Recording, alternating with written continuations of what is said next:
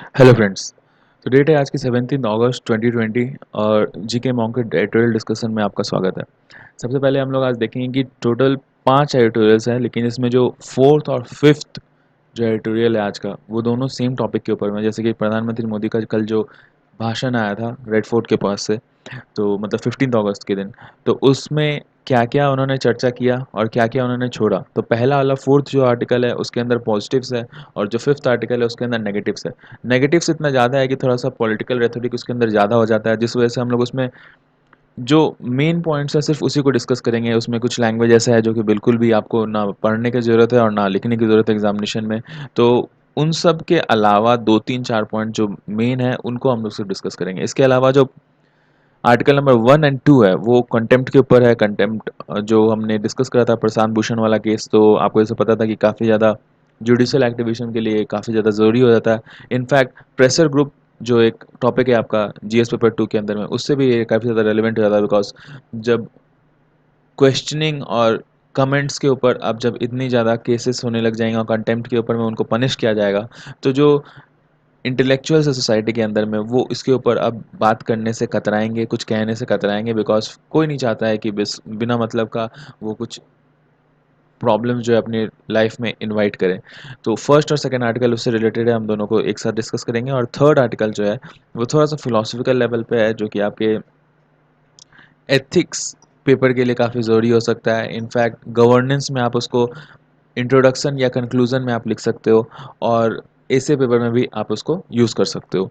तो ये हम लोग आज टोटल 5 डिस्कस करेंगे। अब जो बच्चे नए हैं उनको मैं बता दूं कि आप जितने भी हम आर्टिकल डिस्कस करते हैं वो आप टेलीग्राम के चैनल gkmonk.com, जो कि आप अगर सर्च बार में द हिंदू 365 टाइप करोगे तो आपको gkmonk.com सजेशन आएगा। वहाँ से आप जा करके और डाउनलोड कर सकते हो सारे आर्टिकल, सारे फाइल्स। फर्स्ट आर्टिकल के ऊपर आते हैं। First article, the cost of stifling voices. ये GS paper 2 pressure groups and formal informal association and their roles in the polity, इससे आप इसको रिलेट कर सकते हो। ये यूपीएससी सिलेबस का कंटेंट है। अभी देखिए इसमें क्या है, इस वाले में जैसे कि एक जो राइटर हैं वो आपके दिल्ली स्कूल ऑफ इकोनॉमिक्स की प्रोफेसर हैं, और उनका ऐसा कहना है कि देखिए किसी भी इंस्टीट्यूशन के अंदर में दो प्रकार के जो बातें होती हैं, पहला ये वॉइस और दूसरा एग्जिट। ये कहाँ से ये इन्होंने ये चीज़ को कोट करा है, तो ये एक बुक बताती हैं कि जैसे मैं पढ़ाती हूँ इकोनॉमिक्स, तो मुझसे बच्चे पूछते हैं कि आप हमें कौन सा बुक पढ़ना चाहिए, तो मैं उन्हें एल्बर्ट ओ का एग्जिट वॉइस एंड लॉयल्टी के ऊपर जो बुक है पतली सी, उसको मैं पढ़ने के लिए बात करती हूँ। और उसके अंदर इतने सारे कॉन्सेप्ट्स हैं सोसाइटल इंस्टीट्यूशंस के बारे में, या फिर जो अल्टरनेटिव मैकेनिज़म्स हैं उनके बारे में, और ये कैसे एग्जिट और वॉइस जो है दो अल्टरनेटिव मैकेनिज़्म, वो हर एक सिचुएशन और हर एक इंस्टीट्यूशंस के लिए काफ़ी ज़्यादा ज़रूरी हो जाते हैं और काफ़ी रेलिवेंट हो जाते हैं। बिकॉज जब भी कोई इंस्टीट्यूशंस के का क्रिटिसिज्म होता है, अगर वो वीक होता है तभी उसका क्रिटिसिज्म होता है। अगर वो सही ढंग से अपनी एफिशिएंट काम नहीं कर पाता है तभी उसका क्रिटिसिज्म होता है। तो ये ज़रूरी है कि वो इंस्टीट्यूशंस उन क्रिटिसिज्म को शोल्डर कर सके, और जो लूप होल्स है जिसके बारे में कोई कुछ कह रहा है तो उस चीज़ को वो करेक्ट कर सके। अभी आगे वॉइस और एग्जिट को ये डिफाइन करती हैं कि क्या होता है। तो ये बताती हैं कि देखिए एग्जिट क्या होता है। एग्जिट का मतलब वो कि जैसे कोई अगर सिंपल जैसे वर्ड ये डिफाइन होता है एग्जिट, तो जैसे कोई अगर जॉब छोड़ता है तो वो पिछला जॉब से एग्जिट कर गया। कोई आपका नेबरहुड में कोई घर खाली करता है, मतलब वो घर खाली कर गया, एग्जिट कर गया वहाँ से। वैसे ही कोई इंस्टीट्यूशन में कोई नया बड़ा राजनेता अगर आता है, उसका कार्यकाल पूरा हो जाता है, 5 साल के बाद वो खत्म हो जाता है, तो उसने वो इंस्टीट्यूशन को एग्जिट कर दिया। इसके बाद वॉइस, वॉइस का मतलब क्या, जब तक वो आदमी उस वाले इंस्टीट्यूशन के अंदर में है या फिर वो संस्था के अंदर में जो भी चीज़ सिस्टम है वो है, तो वो अगर सही ढंग से काम नहीं करता है तो जो नीचे से जो इंटेलेक्चुअल जो लोग हैं या फिर जो और भी जो कॉन्स्टिट्यूट करते हैं आपके उस इंस्टीट्यूशंस का स्टेक होल्डर्स हैं, तो वो लोग उसके बारे में नीचे से बात करेंगे। उसको बोलते हैं वॉइस।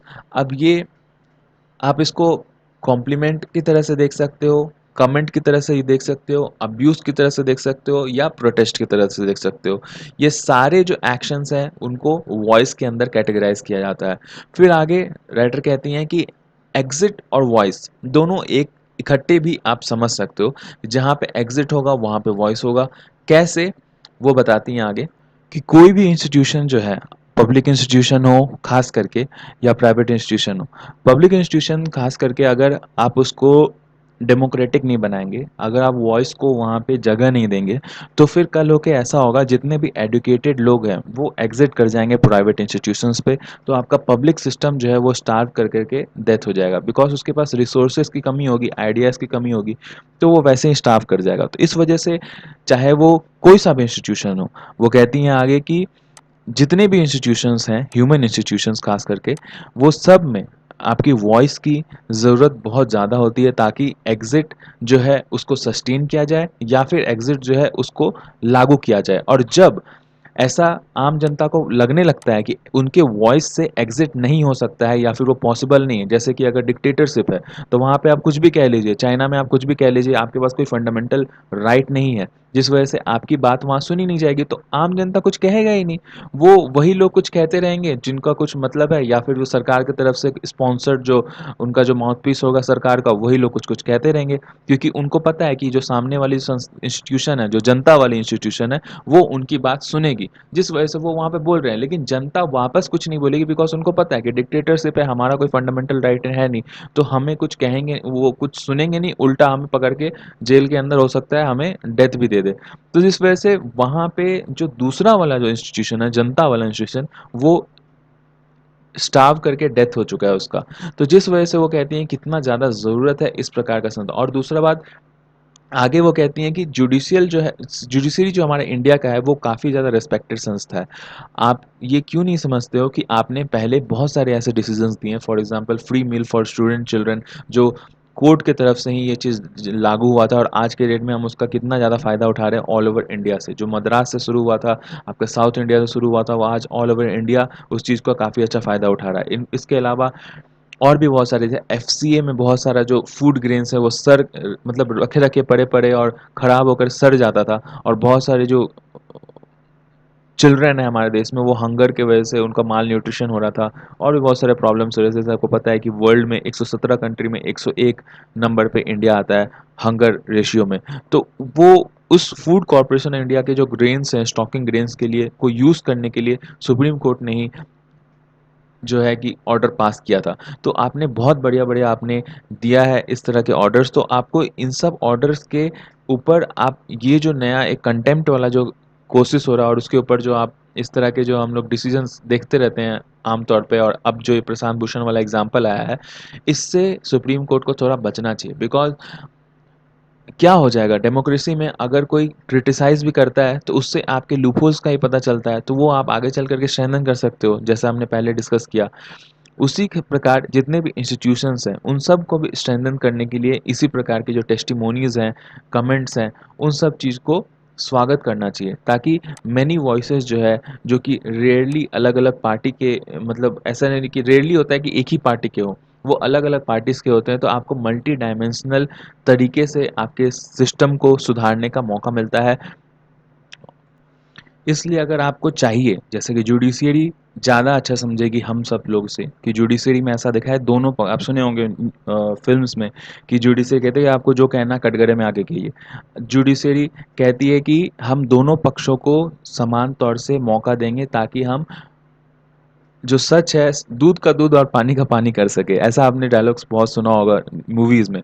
तो जुडिशरी बहुत अच्छे तरीके से जानती है कैसे जो शाफ़ है, जो खल्ली है व्हीट के अंदर से कैसे निकाला जाता है, दोनों पक्षों को एक साथ मौका देने के बाद। तो जब आपके ये इस तरह के प्रिंसिपल्स हैं, तो आप साइलेंस को कैसे प्रिवेल करवा सकते हो? आप इस तरह के कंटेम्प्ट चार्जेस लगा करके आम जनता के अंदर वो एक डर का माहौल कैसे पैदा कर सकते हो कि वो अपनी बातों को सामने रखे ना।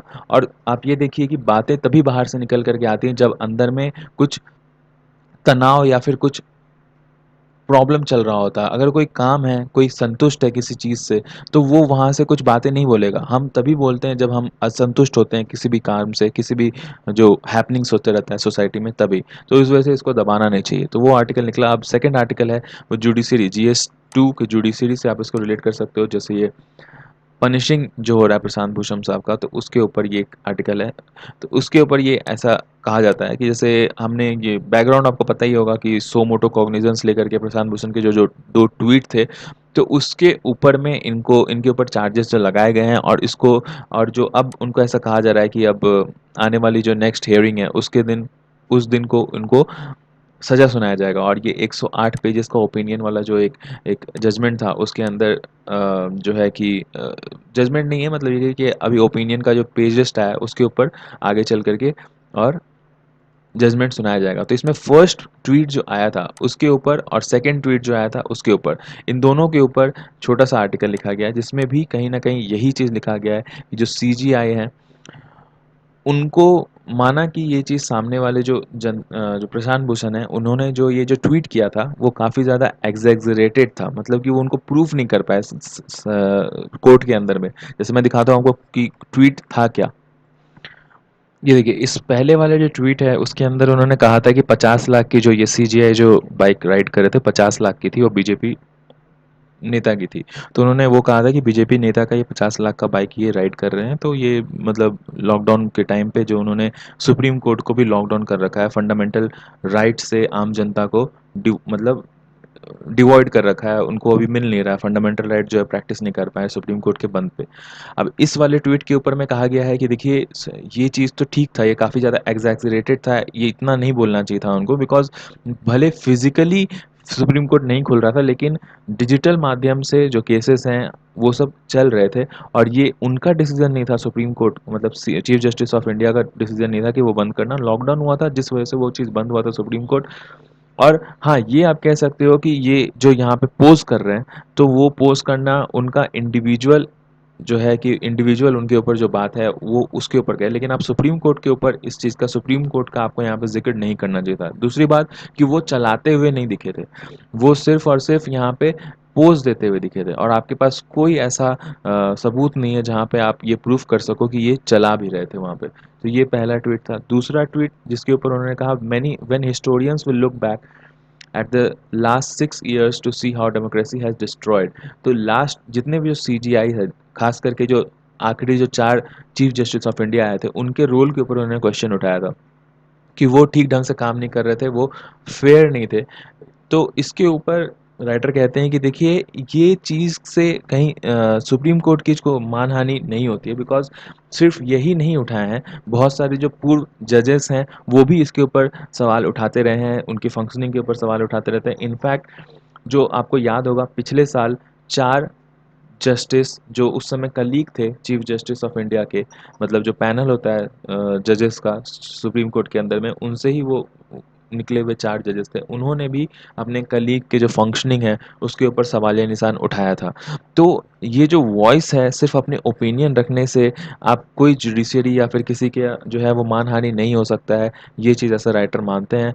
और इसके बाद वो कहते हैं कि जब सिर्फ प्रशांत भूषण को सिर्फ एक ऐसा एक टारगेट बना करके के और एक मॉडल की तरह से रखा जा रहा है कि ताकि आगे भी जो वॉइसिंग है वो उसको दबाया जा सके, बिकॉज पहले भी ऐसे अभी फ़िलहाल ये चीज़ बहुत ज़्यादा नॉर्मल हो गया है कि जो फॉर्मर जस्टिस चीफ जस्टिस या फिर जस्टिस भी रहे हैं वो लोग भी आजकल के जो प्रोसीडिंग्स हैं जो कि काफ़ी ज़्यादा मास्टर ऑफ रोस्टर इस प्रकार के होने लग गए हैं, जैसे कि जो पिछले जो चीफ जस्टिस थे उनके ऊपर उनके कलीग्स ने लगाया था मास्टर ऑफ द रोस्टर वाला एक मिसयूज़, अपना पावर को मिसयूज़ करने का जो एक क्लेम लगाया था।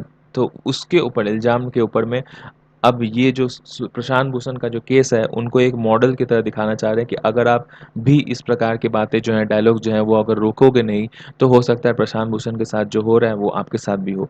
ऐसी ही बातें आई थी कि उनकी जो, अब मान लीजिए ठीक है ये हो गई उनसे गलती, तो फिर अगर उनकी उनको सज़ा ना दिया जाए, उनको माफ़ कर दिया जाए, तो उसके ऊपर वो अब कहना है वहाँ की जो कमिटी है या फिर जो जजेस हैं जो सुनवाई कर रहे थे कि नहीं, उनको पनिश करना बहुत ज़रूरी है, बिकॉज इससे जो देश की जो एक इमेज है वो और दूसरे नेशंस के सामने खराब हो जाएगी।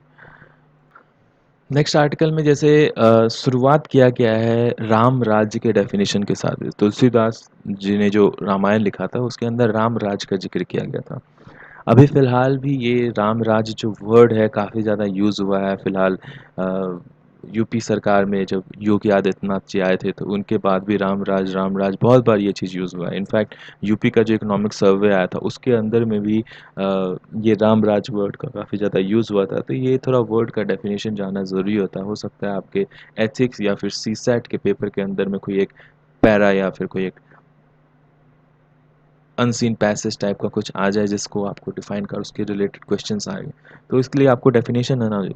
तो राम राज का मतलब क्या होता है? राम राज का मतलब वो राज्य जहाँ पे हर एक आदमी को अपनी ऑटोनॉमी हो, वहाँ पे रूल ऑफ लॉ हो बेशक, लेकिन वहाँ पे आम जनता के अंदर कोई सौरो ना हो, कोई दुख ना हो, कोई दर्द ना हो, कुछ भी जो वो बात कहना चाहते हैं वो अपनी बातों को खुलकर कह सकें।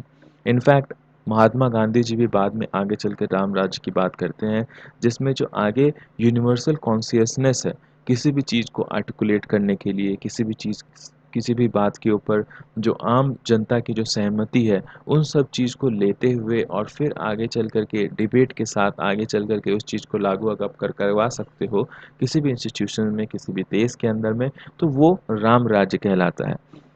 अभी देखिए, बाउंड बाय लॉज का मतलब क्या हुआ कि हम लोग, ऐसा राइटर कहते हैं कि हम लोग को फ्रीडम तो मिलता है, लेकिन वो फ्रीडम भी जो है वो एब्सोल्यूट नहीं होता है। आपको जैसे पता होगा, हमारे जो फंडामेंटल राइट्स हैं उनको भी कंटेन किया जा सकता है सरकार के द्वारा। तो यहाँ पे फिर वो फ्रीडम क्या हुआ? देखिए, फ्रीडम भी जो है वो कहीं न कहीं लॉज़ के अबाइड करके ही, लॉज़ के साथ में ही आपको मिलती है। बिना लॉज़ के, बिना रूल्स के आपको फ्रीडम नहीं मिल सकता है, बिकॉज़ ये नेचर है, ये नेचर का लॉ है। बिकॉज़ आप देखिए, एग्ज़ाम्पल्स भी राइटर देते हैं कि हम लोग सब किसी न किसी बॉन्डेज से बंधे हुए हैं, और वो बॉन्डेज जो है वही कहीं न कहीं फ्रीडम को वो उसी के पाथ को जो है कि फ्रीडम जाती है, मतलब उसी पाथ से जो है फ्रीडम जाती है। फॉर एग्ज़ाम्पल, अगर कोई सेब का बीज है, तो उससे सेब ही निकलेगा, उससे अमरूद या फिर संतरा नहीं निकलेगा। तो ये उसके लिए एक रूल है, जो उसको एप्पल के सीड से सिर्फ एप्पल ही निकलना है, ये उसका एक रूल है। अब वो फ्रीडम उसका ये है कि वो कितना भी, एक एप्पल के सीड से वो कितना भी बड़ा पेड़ बना सकता है। अब इसके अलावा और भी रूल्स है कि एक जो धड़कन है हमारे हार्ट का, वो 1 मिनट में 72 टाइम्स मतलब धड़केगा नॉर्मली, और जो टेम्परेचर है वो 92.6 डिग्री फ़ारेनहाइट उसका होना है। ये नॉर्मल रूल है। अब इससे ऊपर नीचे दाएँ-बाएँ कुछ अगर होता है तो वो नेचर के विरुद्ध जाता है, जिसकी वजह से जो है कि हो सकता है कि प्रॉब्लम्स हो जाए। तो आखिरकार फ्रीडम है क्या? उसके इसमें और भी कहते हैं राइटर कि देखिए, क्या हम, मतलब पूछते हैं राइटर कि क्या हम फ्रीडम सही मायने में बिल्कुल बिना ये रूल्स के, बाउंडेशन के अलावा फ्रीडम पा सकते हैं अपनी लाइफ के अंदर? राइटर कहते हैं हाँ, बिल्कुल पा सकते हैं, लेकिन उसके लिए आपको ये रूल्स और ये सब चीज़ से अपने आप, अपने फिजिकल स्टेट से परे होकर सोचना पड़ेगा। जैसे फॉर एग्जांपल भी वो देते हैं कि अगर किसी रस्सी में गांठ बांध दी जाती है, तो वो जो रस्सी है वो अपने आप में ये सोचने लगता है कि मैं इतना ही छोटा हूँ और मेरा ऐसा ही शेप है। लेकिन ऐसा नहीं है। जिस आदमी ने उसे गांठ बांधा था उस रस्सी के अंदर, उस बीच में, अगर वो गांठ वहाँ से खोल देता है तो वो 2 इंच लंबा हो जाएगा, और उसकी जो स्ट्रक्चर है वो पहले जो थोड़ी उलझी सी थी वो और स्ट्रेट हो जाएगी। तो आप देखिए कि जब गाँठ वाला जो रूल है वो ख़त्म हो गया, तो वो अपने आप में एक अलग स्ट्रक्चर बन कर के निकल कर के आया। उसी प्रकार से हमारे लाइफ में भी एग्ज़ाम्पल देते हैं राइटर कि अध्यात्म के से अगर आप लेंगे अगर सहारा, तो आगे चल कर के फ़िज़िकल फ़ॉर्म्स और ओरिजिनल स्टेट्स के परे होकर जब आप सोचेंगे, तो आप जो रियल फ्रीडम है, फॉर्मलेसनेस है, वो उस चीज़ को आप समझ पाओगे। तो इसी प्रकार आध्यात्म को भी उन्होंने डिफाइन किया है कि आध्यात्म होता क्या है। आध्यात्म मतलब आदि प्लस आत्मा। जिस समय अगर आप अपने आप को, खुद को जान, नोइंग योर सेल्फ, अगर आप अपने आप को जानने लग जाओगे, तो ह्यूमन जो है वो इस प्रकार के जो रूल्स और रेगुलेशंस है उससे कहीं ना कहीं फ्री हो जाता है। फॉर एग्जाम्पल वो कहते हैं, जब आप अपने आप को जान जाते हो, अपने सेल्फ को जान जाते हो, तो फिर आप जो ये फिजिकल बीइंग है और ये जो रूल्स के कॉन्सेप्ट है उससे परे होकर सोचना शुरू कर देते हो। फॉर एग्जांपल वो देते हैं कि अगर हम गरम हॉट टी को सिप करते हैं और उससे हमारी जो होंठ हैं या फिर जो जीभ है अगर वो जल जाती है, तो उसमें हम उस चाय को दोषी मानने लग जाते हैं। लेकिन दोषी वो चाय नहीं है, दोषी उस चाय के अंदर जो हीट है वो है, जो कि कुछ देर में डेसिपेट हो जाएगी, आप वो ख़त्म हो जाएगी वो हीट। तो इसी प्रकार से आत्मा जो है वो परमानेंट बॉडी और माइंड को समझने की बात है, वो सामने वाले ऑब्जेक्ट को समझने की बात है, उसके अंदर के कंटेंट को समझने की बात है, और उस कंटेंट से आपके ऊपर क्या फ़र्क पड़ेगा, वो है अध्यात्म। इसके अलावा वो महाभारत का भी एक एग्जाम्पल देते हैं कि जैसे फॉर एग्जाम्पल महाभारत में युधिष्ठिर से ऐसे पूछा गया था, यक्ष जो थे जब तालाब में के पास वो लोग पानी पीने गए थे पांचों भाई, तो एक-एक करके वो पाँचों भाई जो हैं वो मरते जा रहे थे। मतलब 4 भाई मर चुके थे, लास्ट में युधिष्ठिर खुद गए थे वहाँ पे। तो वहाँ पे एक यक्ष निकल कर के आते हैं, तो वो युधिष्ठिर से कुछ चंद सवाल पूछते हैं। उस सवालों में से एक सवाल ये था, उससे पूछते हैं what is the strangest thing in this world? जो सबसे विचित्र इस दुनिया में क्या है? तो युधिष्ठिर ने उस टाइम पे ऐसा रिस्पॉन्ड किया था कि the most strangest thing is though human have a mortal body, everybody goes about their life as if they are going to live in their body forever। मतलब जो लोग जिंदा हैं उन सबको कभी ना कभी मरना है, लेकिन सब अपनी लाइफ में इस प्रकार से मग्न रहते हैं या फिर अपने काम करते हैं या फिर वो उन टाइम को वेस्ट करते हैं जैसे कि उनको ज़िंदगी भर जिंदा ही रहना है और वो कभी मरेंगे ही नहीं, वो अमर है। तो ये जो अवेयरनेस ऑफ आत्मा है इनहेरेंट जो हम, तो मतलब जब ये अवेयरनेस ऑफ आत्मा हो जाता है, अवेयरनेस ऑफ प्योर बीइंग हो जाता है, तो आप ये सब इल्यूजन से निकल जाते हो जो हमारे बॉडी और माइंड को हमेशा परेशान करते रहता है कि ये पॉलिटिकल आइडेंटिटी है, मेरी ये पॉलिटिकल आइडेंटिटी होनी चाहिए, अभी ये देश को चला रहा है, इसके ये नियम्स है, इसके ये रूल्स है, ये हमारे लिए अप्रीहेंशंस है, ये हमारे लिए प्रॉब्लम है। ये सब से आप निकल जाते हो, फिर आपको अपना लाइफ का जो गोल है वो निश्चित हो जाता है कि मुझे ये चीज़ अचीव करना है, इसके लिए मेरे पास ये सब रिसोर्सेस हैं और मेरे को इन सारे रिसोर्सेस के थ्रू कैसे भी कर करके वहाँ तक पहुँचना है। अब वो रिसोर्सेस के लिए आप चाहे आपके अगर हुड जल जाते हैं, वो रिसोर्सेस अगर आपको सही ढंग से नहीं मिलते हैं, तो आपके अगर हुड जल जाते हैं, तो आप उस रिसोर्स को दोषी नहीं ठहराओगे, उसके जो हीट है उसको ठंडा होने का आप वेट करोगे। उस प्रकार से आप अलग-अलग तरीके के जो वेज़ हैं, उसको आप अपने अनुसार, अपने सेल्फ बीइंग के अनुसार, चूँकि आप खुद को जानते हो और उस रिसोर्सेज़ को बढ़िया तरीके से पहचानते हो,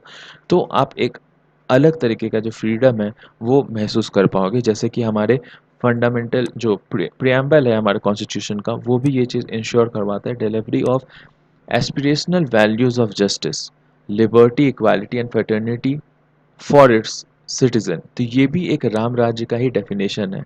जब एस्पिरेशनल वैल्यू ऑफ जस्टिस मिले सिटीजन को, लिबर्टी प्रैक्टिस करने को मिले, इक्वालिटी हो, फ्रेटर्निटी हो, भाईचारा हो एक दूसरे के बीच में, तो ये सब राइटर कहते हैं कि तभी इंश्योर हो पाएगा जब एक आदमी अपने सेल्फ बीइंग में, अपने आप में जो है वो स्वराज और लिबर्टी जो है वो महसूस करना शुरू होगा। और ये तब तक नहीं होगा जब तक आप ये पोस्ट कॉलोनियल लीडरशिप वाला जो है, जो कि कोई आपको राज करे, आप किसी स्टेट के नीचे या फिर किसी लीडर के नीचे अपने आप अपने राइट्स को ऐसा सोचे कि मुझे ये राइट नहीं मिल रहा है because of him, because of her. तो जब तक आप ये चीज़ से बाहर नहीं निकलोगे तब तक ये सिर्फ एक एन्चैंटिंग, मतलब कहने के लिए एक स्लोगन टाइप से होगा। आपको सही मायने में जो है राम राज का या फिर फ्रीडम का महसूस नहीं हो सकता है। तो रूल्स से जो है आपको निकलना है और खुद को पहचानना और रिसोर्सेज को पहचानना है, ये मेन मुद्दा था इस वाले आर्टिकल में। इनको लिखा गया था डायरेक्टर ऑफ आईआईएम कोझिकोड के जो है उनको, उनका लिखा गया था ये। फिर उसके बाद नेक्स्ट आर्टिकल के ऊपर आते हैं कि प्रधानमंत्री मोदी का जो 15 अगस्त वाला जो भाषण था उसके ऊपर उन्होंने जैसे कुछ-कुछ बातों के ऊपर ज़्यादा ध्यान दिया, जैसे कि फॉर एग्ज़ाम्पल कुछ ऐसे बातें हैं जो कि आम प्रधानमंत्री नहीं देखते हैं, उनके ऊपर उन्होंने बात किया। जैसे कि उन्होंने बात किया था मेंस्ट्रुअल हाइजीन के बारे में। गर्ल्स समझेंगी इस बात को, वो एक नेचुरल फिनोमेना, बायोलॉजिकल फिनोमेना है जो गर्ल्स उसके थ्रू होती हैं, जो कि सैनिटाइजेशन के लिए काफ़ी ज़्यादा इम्पोर्टेंट होता है उनकी लाइफ में।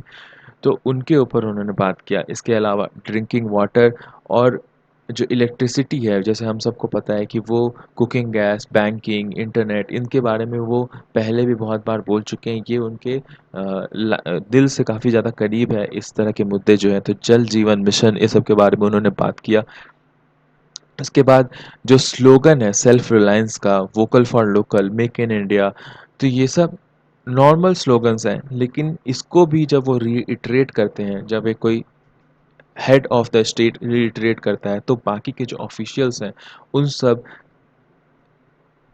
जो ये सब स्कीम्स है उससे रिलेटेड, तो उनके भी कान खड़े होते हैं और वो समझते हैं कि इनका भी जो है नज़र, जो हेड ऑफ द स्टेट है उनका नज़र उस वाले स्कीम्स के ऊपर है, तो हमें उनको प्रॉपरली जो है मेंटेन करके रखना है, उनके अंदर फंक्शनिंग जो है उसमें कोताही नहीं बरतनी है। वो ये ना समझ लें कि इनको जो है कि अब सेंटर भूल चुका है तो हम थोड़े आराम से काम कर लें। तो हम जैसा कि पहले भी देख चुके हैं कि मिस्टर मोदी जो आए डे पल्पिट है, मतलब जो एक एक खास ओकेज़न है या फिर एक खास पोर्टल है या खास डेस्क है, जैसे अभी रेड फोर्ट है, जो उनको पता है कि पूरा इंडिया उनको सुनेगा बिकॉज़ सबकी छुट्टी भी है, और चूँकि ये एक परंपरा है, बहुत सालों से चला आ रहा है, तो आप सुबह-सुबह उठ कर के सुनते हो, तो उस जगह पे जो मेन मुद्दों को उठाने की बात है, तो वो इसी प्रकार से, इसी वजह से ये जो ऐसे जो नेचुरल हाइजीन, जो कि आमतौर पे जो राजनेता हैं वो लोग इस बात को नहीं बोलते हैं इतने बड़े पोर्टल पे, वो उन्होंने इस चीज़ को उठाया उस पोर्टल के ऊपर खड़े होकर के, ताकि इन सब बातों के ऊपर भी एडमिनिस्ट्रेशन, गवर्नेंस और जो स्टेक होल्डर्स हैं उनका ध्यान जाए। इसके बाद गवर्नेंस एंड डेवलपमेंट के ऊपर राइटर कहते हैं कि देखिए, नेशनल डिजिटल हेल्थ मिशन, इसके अलावा प्राइम मिनिस्टर मोदी जो है इसके बारे में बात करते हुए, नेशनल डिजिटल हेल्थ मिशन के बारे में बात करते हुए ये चीज़ तो उन्होंने कहा, इसके ऊपर एम्फसाइज़ किया कि पूरे नेशन के लिए एक डिजिटल हेल्थ आईडी चाहिए, एक लिंक चाहिए, जिससे कि उस आदमी का, किसी भी आदमी का, उसका जो पिछला जो मेडिकल हिस्ट्री है, रिकॉर्ड है, वो चीज़ निकल कर के आ जाए और इसके ऊपर काम करने की ज़रूरत है। लेकिन उनको ये बात के ऊपर ज़्यादा ध्यान देना चाहिए कि जो मेन मूलभूत जो base primary health care facility है इंडिया में, वो इंडिया अभी कहीं न कहीं बहुत पीछे है उसके अंदर। हमारे शहरों और मेट्रो सिटीज़ में तो बहुत अच्छी इंफ्रास्ट्रक्चर कहीं न कहीं मिल चुकी है, जिसकी वजह से बाहर देश से भी जो विज़िटर हैं मेडिकल वीज़ा के ऊपर हमारे इंडिया में आते हैं, लेकिन जो गाँव हैं, वहाँ पे इंफ्रास्ट्रक्चर अभी भी बहुत ज़्यादा ख़राब है, और जो डॉक्टर्स की जो संख्या है, उसको भी बढ़ाने की बहुत ज़्यादा ज़रूरत है। इसके बाद प्रधानमंत्री मोदी ने इस चीज़ के ऊपर बात किया कि हम लोग कैसे सेल्फ रिलायंट बनना है, इम्पोर्ट को हम लोग को सब्स्टिट्यूट करना है हमारे डोमेस्टिक प्रोडक्शन से, और बाहर से जो ग्लोबल पार्टनरशिप है, उसको भी बढ़ाना है ताकि हमारा एक्सपोर्ट जो है वो रेज़ करे। तो ये दोनों 2 तरह की बातें हैं। आपको एफडीआई के ऊपर में भी ध्यान देने की बहुत ज़्यादा ज़रूरत है। हालाँकि जो अभी फ़िलहाल कुछ दिन पहले इंडिया जो है सक्सेस किया है एफडीआईज़ को अट्रैक्ट करने में, लेकिन जो सेल्फ रिलायंट बनने वाली पीपीई और ये मैन्युफैक्चरिंग की जो आपने बात कही है, वो ठीक है, लेकिन आपको इस बात में सोचना है कि ये 2 बातें आप कैसे कर पाओगे, एक्सपोर्ट को भी बढ़ा लोगे और बाहर देशों से जो प्रोटेक्शनिस्ट वाली जो पॉलिसी है कि इम्पोर्ट कम करके जो है वो आप अगर चलाओगे, तो वो कैसे अचीव करोगे, इसके बारे में भी सोचने की ज़रूरत है। इसके अलावा वसुधैव कुटुंबकम के बारे में भी उन्होंने बात किया, जो कि एक पुराना हमारा कल्चर है इंडिया के अंदर में कि पूरी जो धरती, सब लोग जो हैं वो सब हम एक परिवार है, और world is a one family, ऐसा इसका डेफिनेशन है। तो ये कहीं न कहीं एक हिंदुत्व पॉलिटिक्स की तरफ आपका जो है वो एक इशारा करता है, जो कि आप देखिए कि ये चीज़ को बिल्कुल डिनाई करता है कि जैसे एक फ्रेज़ है लास्ट में जो राइटर लिखते हैं कि Trump is not equally shared then it is not a Trump, मतलब अगर जीत, अगर आप सबके साथ मिला करके नहीं चलते हो, नहीं देखते हो, तो वो असल मायने में जीत नहीं कहला सकता है। क्योंकि और ये जो राम मंदिर वाला जो केस हुआ था, तो उसके ही ऊपर शायद इनका अभी ये इशारा है कि वो कहते हैं कि आपने वसुदेव कुटुंबकम का तो बात करा है, सबको एक साथ लेकर चलने का, पूरा वर्ल्ड आपने फैमिली का बात किया, लेकिन उसके दूसरी तरफ जो अयोध्या वाला जो इशू हुआ है, जिसके अंदर आप वहाँ पे गए थे, तो वहाँ पर जा कर के जो पूरे देश में ये जो एक माहौल क्रिएट हो गया है कि आपने वहाँ पे जा कर के स्टेट की जो सेक्युलर नेचर वाली जो बात है, उस चीज़ को आपने वहाँ पे हानि पहुँचाया है। तो इसमें कहीं न कहीं एक जो कम्युनिटी है हमारे देश की, वो छूट गई है, और अगर सबको आप एक साथ, सबका जीत अगर नहीं होगा, वो शेयर्ड ट्रियम्फ नहीं है, तो वो असल मायने में जीत ही नहीं कहलाता है। तो वो वाला आर्टिकल में ये था। अब ये वाले आर्टिकल जो है, सेकंड वाला article, adversity has mellowed the leader, इसमें बहुत ही ज़्यादा नेगेटिव बातें लिखी गई हैं जो कि आप पेपर में नहीं यूज़ कर सकते हो। लेकिन 3-4 बातें ऐसे हैं जैसे कि नेहरूवियन रिपब्लिक के बारे में बताया गया, इसमें बात की गई है कि डेथ ऑफ नेहरूवियन रिपब्लिक, जिसके बारे में जो प्रधानमंत्री है उन्होंने कुछ कहा नहीं वहाँ पे। और अभी जो birth of Hindu political community वाला जो सीन है वो उनके बारे में उन्होंने कहा नहीं। तो वैसा डॉक्टर कहते हैं कि हो सकता है इस चीज़ को वो फ्रेश रखना चाहते हैं ताकि आगे चल कर के जो इलेक्शन वाला जो सीन हो उसमें वो इस चीज़ को यूज़ कर सकें। इसके अलावा उन्होंने चाइना और पाकिस्तान का भी मेंशन नहीं किया। जैसे कि हम देख सक हमें पता है कि पिछले 6 सालों में उन्होंने इस वाले एजेंडा को काफ़ी ज़्यादा तूल दिया है, जहाँ पे वो एक नेशनल कंसेंसस पैदा कर देते हैं जभी भी वो चाइना और पाकिस्तान इस प्रकार के जो राइवल्स हैं उनकी वो बात करते हैं। तो ये सब के बारे में उन्होंने बात नहीं किया। इसके अलावा भी जो एलओसी और एलएसी, एलएसी मतलब लाइन ऑफ एक्चुअल कंट्रोल जो हम चाइना के साथ शेयर करते हैं, और एलओसी मतलब लाइन ऑफ कंट्रोल जो हम लोग पाकिस्तान के साथ शेयर करते हैं। तो इनके बारे में भी जो है वो सैटिस्फाइंग जो आपका फॉर्मूला है वो नहीं साबित हुआ है पिछले कुछ दिनों में, कुछ सालों में।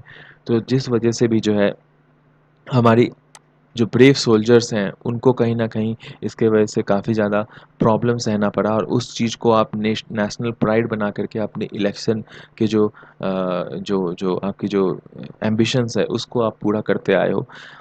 तो ये सारी बातें हैं इसके अंदर। तो ये बिल्कुल ही आप ऐसा नहीं लिख नहीं सकते हो। आपको हाँ, नेहरूवियन रिपब्लिक क्या होता है इसके बारे में आपको पता होना चाहिए। जो हम लोग करंट अफेयर्स वाले जो आज शाम को डिस्कस करेंगे उसके अंदर जो जितने भी ये सब जो इससे पहले भी हमने जो स्कीम्स डिस्कस किए वो सारे उसके अंदर आपको मिल जाएँगे। तो और इसके अलावा इस वाले आर्टिकल में तो उतना कुछ ख़ास नहीं है। सेकंड पैराग्राफ में जो लास्ट कमेंट्स है उसके अंदर ये लिखते हैं कि मिडल क्लास के बारे में। तो मिडल क्लास का वो कहते हैं कि देखिए, थर्ड सिग्निफिकेंट कोर्स करेक्शन ये है कि मिडल क्लास के बारे में वो ऐसा कहते हैं कि एलपीजी गैस और ये सब की बात करते हैं। लेकिन आपको ये चीज़ समझना चाहिए कि मिडल क्लास आपके देश में सबसे बड़ा क्लास है, और इसके अंदर अगर अपने देश के अंदर अगर आपको सुधार लाना है तो मिडिल क्लास को आपको स्किल्स के साथ और टैलेंट के साथ ओत-प्रोत करना पड़ेगा। जो अगर स्किल अगर आप अपने मिडिल क्लास के अंदर इनवाइब करवा पाते हो, ग्लोबल स्किल्स, तो आपकी जो देश है वो अपने आप ही जो है कि वो थ्रस्ट करेगी।